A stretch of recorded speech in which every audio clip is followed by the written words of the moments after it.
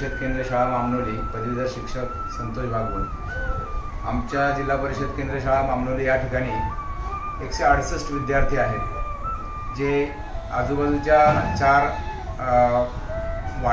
पाड्यांमधून शिक्षण घेण्यासाठी येतात।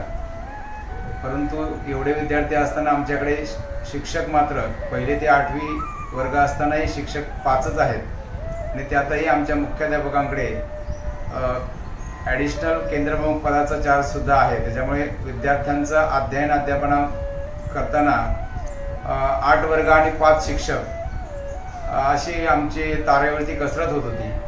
ही तारेवरची कसरत पाहून युवा संस्कार बहुउद्देशीय संस्था दहिवली यांच्या वतीने एक स्वयंसेवक दीपाली खंडागळे हिची व्यवस्था या युवा संस्कार संस्थेच्या वतीने करण्यात आली आणि यामुळे या दीपालीच्या माध्यमातून आम्हाला एक ॲडिशनल माणूसबळ मिळालं विद्यार्थ्यांचं अध्यापन आणि अभ्यास घेण्यासाठी।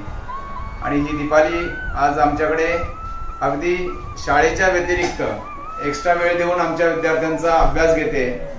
अगदी घरीसुद्धा गावातलीच असल्यामुळे घरीसुद्धा ती विद्यार्थ्यांकडे अधिकचं लक्ष देते, विद्यार्थ्यांचा अभ्यास घेते आणि त्याचा आम्हाला खूप फायदा होतोय। बांगरवाडी, मसरुंडी, केळणी, कोलम या ठिकाणाहून आदिवासी दुर्गम भागातील विद्यार्थी अक्षरशः पायी चालत येतात 2 किलोमीटर 3 किलोमीटर आणि त्यांच्या घरची परिस्थिती सुद्धा अतिशय नाजूक आहे। तर अशा विद्यार्थ्यांसाठी जर या संस्थेच्या वतीने किंवा आणखी कोणाच्या माध्यमातून, कारण आम्ही 5च जण आहोत आणि वर्ग मात्र 8 आहेत, तर आणखी 2 किंवा 3 स्वयंसेवक जर आमच्या शाळेसाठी उपलब्ध झाले तर आमच्या या दुर्गम भागातील विद्यार्थ्यांना, होतकरू विद्यार्थ्यांना याचा नक्कीच फायदा होणार आहे। तर मी संस्थेला विनंती करतो की आपल्या माध्यमातून एक स्वयंसेवक आम्हाला मिळालेलाच आहे, जर आपल्या माध्यमातून आणखी 1 किंवा 2 स्वयंसेवक जर आमच्या विद्यार्थ्यांसाठी मिळाले तर त्याचा आमच्या विद्यार्थ्यांना नक्कीच फायदा होईल। कारण आमच्याकडे आता डिजिटल लॅब आहे, कोडिंगचं म्हणजे अध्यापन केलं जातं, त्याचप्रमाणे एक वैज्ञानिक प्रयोगशाळा सुद्धा आहे, परंतु माणूसबळ मात्र आमच्याकडे कमी आहे।